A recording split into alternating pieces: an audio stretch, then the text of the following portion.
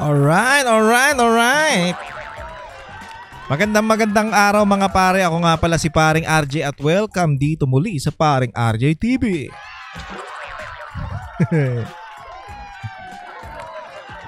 Alam nyo. Base sa nakikita nyong thumbnail, ay may mga, alam mo to mga epal na to? Na hindi ko alam yung isa dito, senador pa pala ngayon. Anak ng putya, ngayon lang natin naramdaman kung kailan nagsalita patungkol sa mga Duterte. Actually, hindi naman direkta sa mga Duterte, pero project to ng Duterte administration.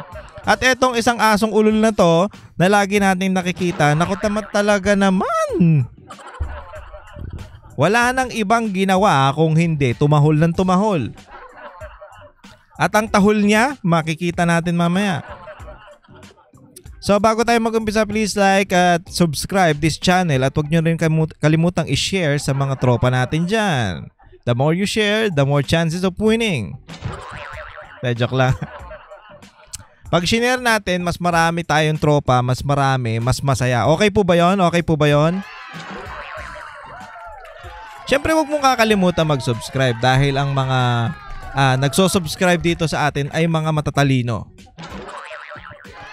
Okay po? Baka pang utulang, ano ba? Hindi, kasi napansin natin yung mga nanonood sa atin. Alam nyo ba, ang nanonood sa atin 75% ng nanonood hindi nakasubscribe. Tapos 25% lang yung nakasubscribe. Ano to? Mag-subscribe muna kayo bago tayo mag-umpisa. Actually, mga pictures lang to na re-reacta natin. Yung mga komento o mga salitaan nito mga animal na to. Okay na po, nakasubscribe na kayo mga pare. Okay na? Ayun! Ay, gusto ko. Yan dapat. Sa mga hindi pa nakasubscribe dyan, yung mga mahal kong subscribers, maraming salamat sa pagsuporta.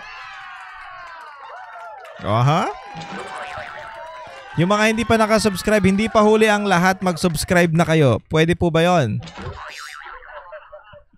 Parang may ano. Parang diktador, paring RJ Hindi, kung ayaw nyo mag-subscribe, wala po akong magagawa. Pero mas maganda pag nag-subscribe tayo. Pwede po ba yon? Kung hindi pwede, okay lang din naman. So, umpisa na natin itong ano na to, yung topic natin na to. Ito naman si Trillanes, mukhang tanga. Ito yung pinakamukhang tangang tanga. Pinakatanga sa lahat ng tanga. Kumbaga, kung may hari ang pagiging tanga, siya na yun. Kasi tingnan nyo mga pare. Ito yung video na, ay picture na to. Senator, ito galing to sa Archlight Okay? Senator Risa Hontiveros, pinakamalakas na posibleng katapat ni VP Sara Duterte. Saan? Sa papangitan? Ay nako, malakas talaga yan si Risa Hontiveros sa papangitan. Yung sa kadramahan, malakas yan. Sobrang lakas niyan sa kadramahan. Pero saan ba siya pinakamalakas na posibleng katapat daw ni VP Sara? Sa presidential election sa 2028. Wow! Palakpakan!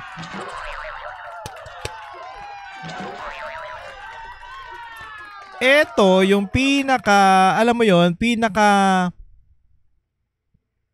lang, nabighay ako pinakasablay na prediction na nakita ko. Pucha. Maaga pa lang, alam mo na kagad na sablay Kasi ito, Senator Risa Hontiveros, pinakamalakas na posibleng katapat ni VP Sara Duterte sa presidential election 2028. Ayon kay dating Senator Antonio Trillanes the Port ba to? The Dog. Dating Senator Antonio Trillanes the Dog. Sa'yo nakala mo pinipilit talaga nitong alam mo yung mga kababayan, pinipilit niya talaga maging relevant, no? Yung kahit wala nang pumapansin sa kanya, tahol pa rin ng tahol. Alam mo yung asong nananahimik kang naglalakad tapos kahit di naman siya tinitignan, tahol siya ng tahol. Kasi isipin nyo na lang mga kababayan, bakit nila pinipilit, especially itong si Risa Hontiveros, push na push to sa impeachment ni BP Sara tsaka si Tambaluslos. Bakit nila ipipilit yan, yung impeachment na yan, at itong si Risa Hontiveros na hindi makatulog sa impeachment dahil nga naman nabasura na, bakit niya ipipilit yan kung malakas siya? Di ba? Bakit ka mai-stress sa pagpapa-impeach sa isang hindi naman impeachable official? Alam naman natin yan. Bakit ka mai-stress sa mga ganyang bagay kung alam mong malakas ka? Kasi ang sabi ni Trillanes, malakas daw to eh. Diba? Isipin nyo na lang. Bakit kung ako, alimbawa, example kunyari, magaling ako sa example na lang natin. Si Torre, tsaka si Baste. Bakit si Torre nagmamadaling simulan yung boxing nila ni Baste nung linggo kagad? Kasi alam niyang wala si Baste. Ngayon, nung naghamon sinabi ni Baste na sige, wala talaga ako ng Sunday kasi may lakad ako niyan. Gawin nating Tuesday o Thursday. Yan, pwede ako niyan. Putya si Torre, biglang, alam mo yon, nagmadali siya, nag-set up, tapos punta-punta siya doon, shadow boxing siya. Wala naman darating na Baste kasi alam niyang walang darating. Alam niyang mananalo siya. Oh. Tapos, nung after no, nagbigay siya ng statement na hindi, hayaan na natin yan si Baste kasi baka busy lang, kaya hindi yan. Pag naghamon siya sa akin, hindi ko na yan lalabanan. Oh. Kita mo kagad na takot eh. Alam mong set up eh. Kagaya nito. 'Di ba? Kung hindi kayo natatakot kay BP Sara Duterte, bakit niyo pinapa-impeach? Ganun lang kasimple yun. Bakit ginagawan nyo ng mga issue ang mga Duterte kung hindi kayo natatakot? Putya kasi hindi pa makamove on to sa mga Duterte itong si Trillanes eh. Dahil alam natin na tinanggihan to ni Pangulong Duterte na maging Vice President nung tumatakbo siya. Kasi nga, wala namang kwenta to. Ano maitutulong nito bilang Vice President? Kung ako papapiliin kung si Leni o ito, ay kahit parehong gunggong yun, si Leni na lang. Diba? Ay. Ganun lang kasimple eh. Diba? Kung si Leni o si Trillanes, Vice President ko, ay wag na. Baka nga pwedeng wag na lang ako mag-Vice President. Kasi wala namang kwenta to eh. Wala namang kwenta. Tignan nyo nga sa Caloocan, natalo. Diba? At sinasabi nga ng mga tao sa Caloocan, ay si Trillanes, di naman taga rito yan. Gagawin yan dito. Oh, 'di ba? Ganun lang kasimple 'yun. Pag ayaw sa iyo talaga ng tao, ayaw talaga sa iyo. Kaya wag ka nang Hindi ko alam dito sa mamang 'to na alam mo 'yun, wala na nga siyang ibubuga yung alam mo, yung mukha na siyang tanga. Mukha na siyang gonggong, talagang push pa rin siya ng push na magsalita. O, di ko, tuwan-tuwa to nung pinadala si Pangulong Duterte sa dahig. Siya rin naman may kagagawa niyan eh. Ayan, mga tropa niya, sila sasabihin niya, hindi okay si Marcos sa kanya pero hindi niya binabanatan. Anak ng putya. Parang komunista to, walang okay na presidente dito. Kaya magtataka ka, hindi niya binabanatan ng administrasyong Marcos eh. Bakit? Kakampi niya. Alam ko, nung panahon ni Pinoy yata dati, ito eh, tao-tao din ni Pinoy eh. So, naniniwala ba kayo mga kababayan na itong si Risa Hontiveros daw, ang pinakamalakas na makakalaban ni BP Sara sa 2028? may pag-asa kang manalo kung ma-impeach si BP Sara. Pero kung stand alone, BP Sara, tapos sa'yo, puta na. Hindi, maganda nga, alam nyo, maganda nga tumakbo dun sa gusto ko tumakbo talaga to si Hontiveros sa 2028. Alam nyo kung bakit? Para talagang masampal sa sarili niya na putang ina wala akong hindi ko kaya tong alin na to. Yung talagang ang boto million versus thousand. Ganun Ganun sana po siya para malaman nito. Ay, tangina, baka magising sa katotohanan tong alin na to na wala talaga siyang pag-asa. Tsaka sagutin mo muna yung mga paratang sa inyo ni alias Rene. Sabi mo kinasuhan mo na, bakit hindi pa kayo So tahimik na yung issue ngayon. 'Di ba? Oh, sabi mo kinasuhan mo. Ang dapat mong kasuhan yung si alias Rene. Pucha, kinasuhan yung mga vloggers. Gago ang puta. Pikon Tuloy ngang public official pero pikon. O sige, yaman natin to si Trillanes. Baliw naman to Ating pansinin yan. O ito pang isa. Itong isa na to, hindi ko alam senador pa pala to. O China. Simula pa niyang ginawa yung Dolomite ay hindi ko na nakita kung anong kahalagahan yan. Gago. Ikaw, anong kahalagahan mo? Ba't nandiyan ka sa Senado? Wala ka naman silbi dyan. Bakit natin gustong magka-white sand beach dyan? Yan naman ay artificial at hindi dapat nilipat mula sa Kabisayaan hanggang sa Maynila Bay. Makapapansin lang, yung mapag-usapan lang, te? Talaga? Well, sige, maging patas tayo. May mga nagawa naman to si pangalan to? Loren. Pero obsolete na yung may mga ginawa niyan dati, yung mga alam ko sa magsasaka gumawa yan dati ng mga pero ngayon hindi na yan napapakinabangan. 'Di ba? Tapos yung OFW daw, yung alam ko yung mga rape yata yon. So, ngayon ewan ko kung napapakinabangan pa natin yan. Pero kailangan ng bagong batas para mas may iangat. So matagal niya nang ginawa yan. Matagal niya na nagawa yan. Pero ngayon, putya, magsasalita ka ng ganyan, te. Ayaw mo gumanda ang Pilipinas? Kasi ang banat niya dito, automatic to sa sa mga Duterte. Kasi si Pangulong Duterte ang nag-push niyang Dolomite Beach na yan Bakit? Bakit ba natin pinupush yan? Para siyempre, meron tayong, alam mo yun, yung tourism kasi natin umangat. Hari mga turista, pagbaba pa lang dito sa Maynila, makikita na kagad nila yung white sand. Alam mo yun, sige, muna tayo, stay muna tayo sa Maynila. Tapos tsaka tayo lumipad ng Boracay kasi meron din namang white sand dyan. So, pagmasdan muna natin. Parang ganun.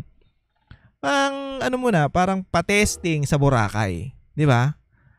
Patesting sa itsura ng Boracay. Etong mga to, actually, sa Singapore, more on artificial yung mga dyan. Yung mga, alam mo yon yung mga tourist spot. Meron silang gawa sa basura na beach dyan. Meron silang beach na, ewan ko kung sa kanila ba yung may takip na Basta more on artificial kasi hindi naman kagaya yan ng ng katulad dito sa atin na talagang isla. Kumbaga may dagat, may isla, may bundok. Kumbaga maraming tourist spot dito sa atin. So ang ginagawa ng Dolomite Beach o ginawa dyan sa Manila Bay parang in-improve. So gagawa tayo ng dahil yung tourist spot natin more on sa mga probinsya. Bakit hindi tayo maglagay din dito sa Maynila? Imbis na basura yung nandyan, Pucha, parang ayaw nyong ano ayaw nyong tanggalin yung basura dyan sa Maynila Bay Ha? Anong gusto nyo? Yung dolomite o basura? Paghalataan yung mga ugali ninyo, mga basura Diba? Ang baho-baho dyan dati Pagdadaan ka dyan, ano mo na, takpan mo na yung ilong mo. Hanggang makalagpas ka dyan sa sa kahabaan yan. Kasi ang baho. Ngayon, putya kahit papaano, di ba? Mabaho pa rin. Hindi ganun ka, sabihin natin na sariwa yung hangin. Oo, hindi. Pero at least nabawasan yung baho dyan. Kasi isipin mo naman, yung mga bumabaho dyan, yung mga basura na galing dun sa mga ibang lugar, na dyan nakatambak. Putya, ang tagal ng, problema yan. Ngayon lang nasolusyonan ni Pangulong Duterte pa mismo. Tapos babatikusin nyo yung, bakit maglalagay tayo ng white sand dyan? Anong gusto nyo dyan? Basura? Mas maigi na yan na white sand na artificial ang mailagay dyan, maganda naman tignan at nawala yung baho. Putya, kaysa naman basura yung nakikita dyan. Nakakahiya nga yan sa sa mga foreigner pupunta yung foreigner dito, pag magpadaan dyan sa may Manila, puro basura. Di ba kayo nahihiya nun? Ngayon, pinaganda ni Pangulong Duterte, babatikusin nyo. Tapos sasabihin nyo dahil sa Dolomite Beach, kaya nagbabaha. Yung mga animal dyan. Imposible. Sasabihin nyo, tanga yung mga tanga yung mga engineer niyan. Hindi yan katulad nyo. Siyempre, gagawa ng mga paraan yan. At alam ni Mayor Isko yan, kasi si Mayor Isko ang dati ang dyan, ang mayor dyan. Kaya nga tuwang-tuwa din si Yorme Isko dyan dahil nga siyempre hindi naman kaya ng local government na talagang tanggalin yung mga basura dyan ng ganun-ganun So siyempre tulong ng national government at nagtulungan silang dalawa para matanggal nga yan. Ganda naman Ganda naman ng resulta. Kayo lang ang kontra ng kontra Ang ganda nang nangyari. Biruin mo nawala yung basura tas white sand yung nakikita mo. Tapos babatikusin. Simula na ginawa yung Dolomite Beach, hindi ko nakikita kung anong kahalagahan yan. Puta, nagago ka ba? Ikaw, anong halaga mo dyan sa Senado kung hindi naman namin nakikita yung halaga mo dyan? Hindi ko nga alam Senador pa pala to? Karang simula yata nung nanalo. Kailan pa nanalo to? 2022? Simula yata nung nanalo to, hindi ko naramdaman tong alin na to Ay, meron pala siyang yung issue niya sa anak niya. Yun, nakita natin yun, yung issue niya sa anak niya. Pero yung sa mga, alam mo yun, sa pagtulong sa mga Pilipino, yung mga galaw, putya, ang tagal mo ng senador. Pabalik-balik ka na dyan. Putya, hindi namin makita yung mga galawang Senator Bongo na galawan, ganon. Hindi namin makita sa inyo yun. Pag nanalo kayo, na lang kayo, nakahilata na lang kayo Tapos babatikusin nyo yung magandang ginawa ng Administrasyon Duterte. Bakit? Sisip-sip kayo. Simple lang yan. Sip-sip lang kayo sa presidente nyo ngayon. Ang ganda ng Dolomite Beach. Tapos nyo, magsama kayo ni Trillanes. Pareho kayong tanga. Pero mo, iniisip ni Trillanes si Risa Ontiveros ang pinaka malakas na makakalaban ni BP Sara. Gago ang puta. Kahit magsama pa kayo, hindi kayo mananalo kay Sara Duterte. Sama nyo na to si Legarda. Butay na to. Wala naman tong ginagawa. Mambabatikos ka lang, mukha ka pang tanga. Diba? Anong kahalagahan niyan? Kahalagahan niyan, bumango. Ako na sasagot Ang kahalagahan niyan, bumango yung Manila Bay kahit papaano, nawala yung mga masasangsang na amoy, tsaka nawala yung basura dyan. Yan ang kahalagahan niyan. At gumanda yung yung itsura ng Manila Bay. Okay na? Ang inan to. Natuloy ng agriculture tanga ka.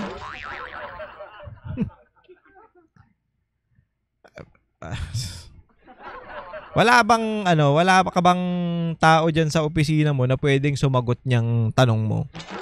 At kailangan ipinapublic mo pang tanga ka. Putang ina yan. Simple-simple. Nawala yung basura. Oh. Umayos, bumango. Napapasyalan. Oh. Okay na, te? Balik ka na ulit sa ano mo, sa lungga mo. Putya, hindi ka naman nararamdaman eh.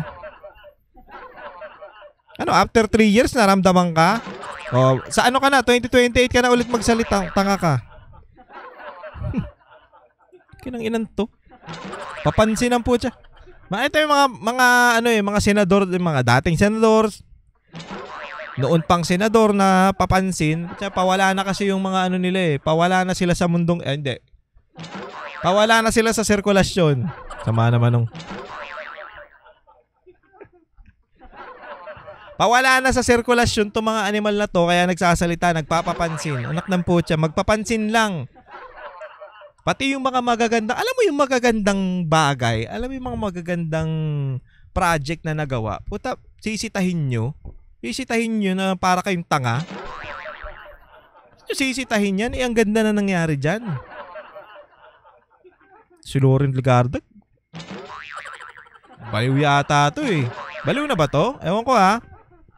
Kasi alam ko may issue to sa anak niya eh. Ano kaya nangyari doon?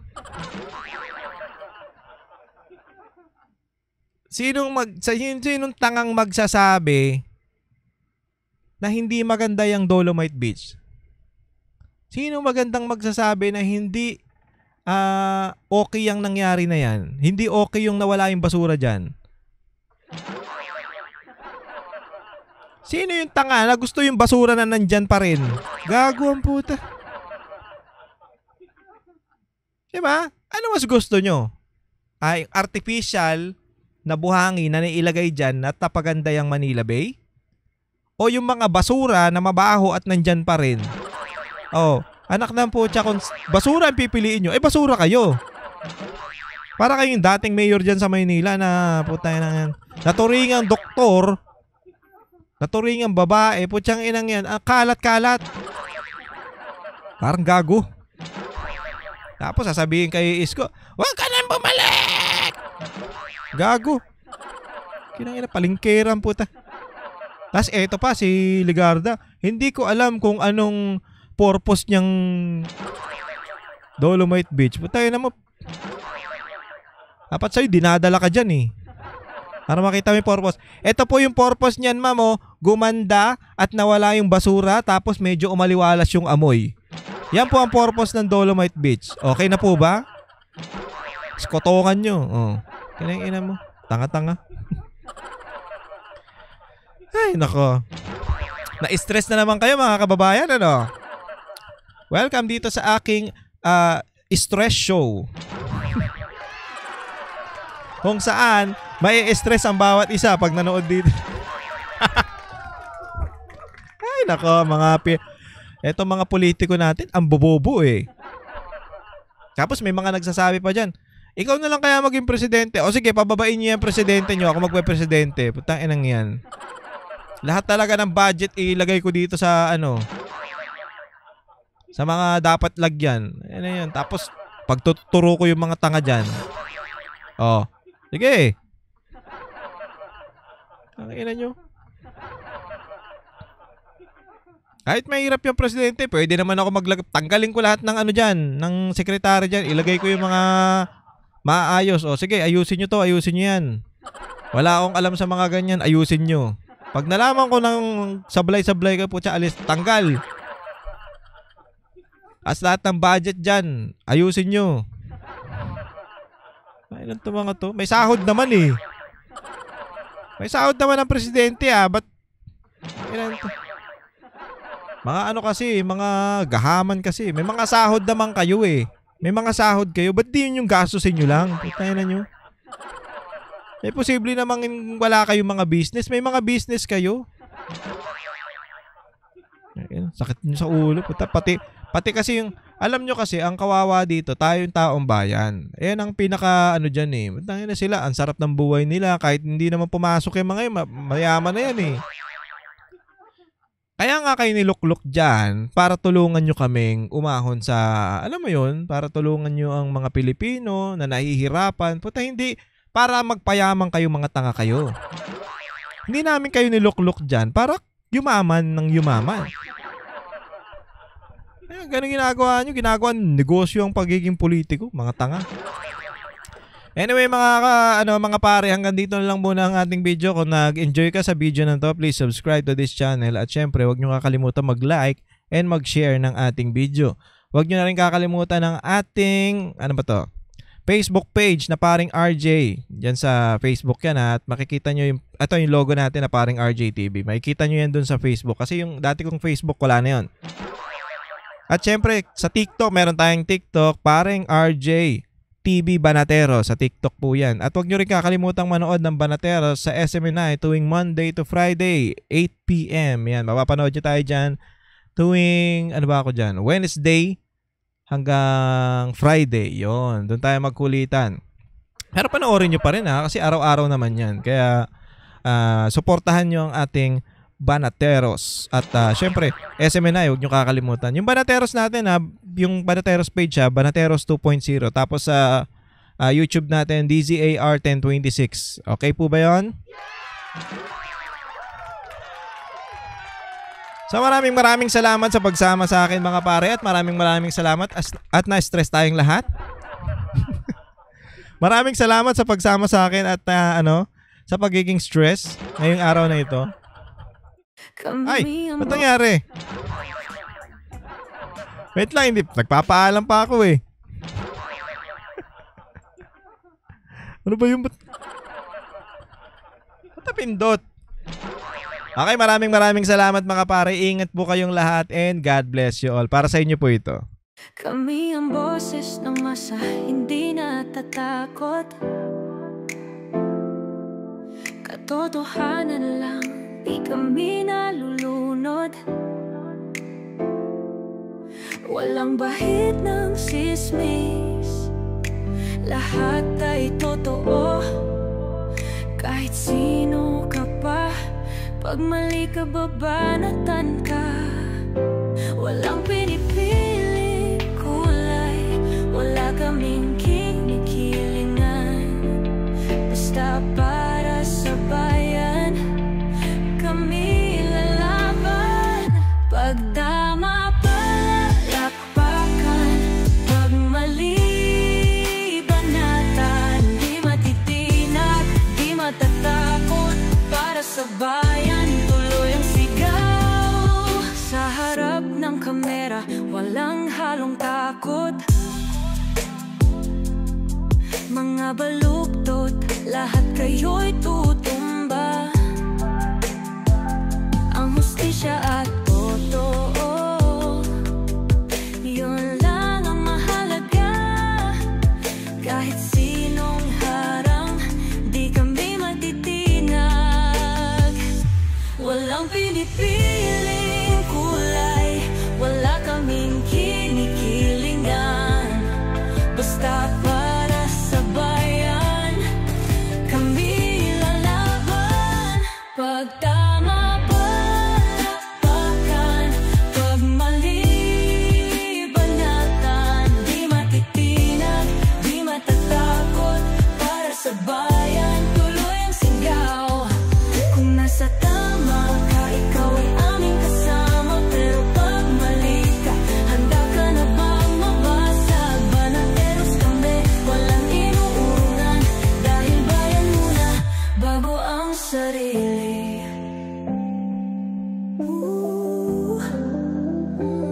Bago ang sarili.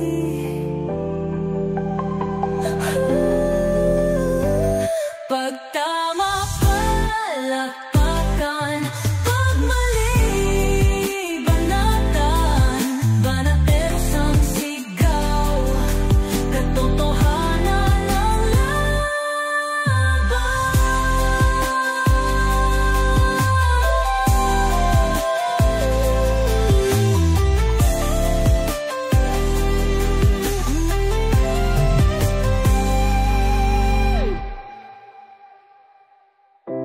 Sa